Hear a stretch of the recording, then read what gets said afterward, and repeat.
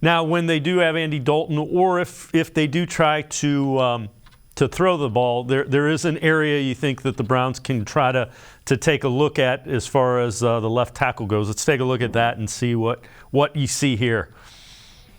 Well, this is James Hurst, and he's struggling. They struggle with a number of things. So they struggle with pure speed rush here, which you're going to get a speed rush from Carter, and he loses. And the reason he loses is because if you look inside 97, Jarrett from the Falcons is going to angle to his right and occupy Pete, the left guard. And by occupying that guard, it puts Hurst on an island.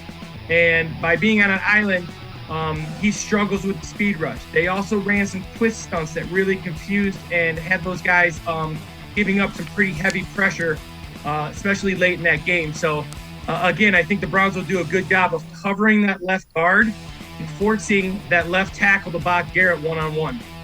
And again, Myles Garrett, he's a Pro Bowler for a reason. So yeah, if they can find a way to get Garrett one-on-one with anybody, the Browns defense likes that matchup. Yeah, and the Browns do a really good job. So if you see on 3rd and long when they walk all those linebackers up in the box, what they're trying to do there is they're trying to create one-on-ones for their edge rushers, and especially Myles Garrett. Now, because of they have not chipped a lot, but most teams will change their scheme for Myles Garrett. Myles Garrett is a game wrecker. He will. There are very few guys, the Aaron Donalds and Myles Garretts, that will ruin a game if you don't account for them. He will ruin an offensive scheme unless you account for him. So I look for the Saints to chip on him a little bit.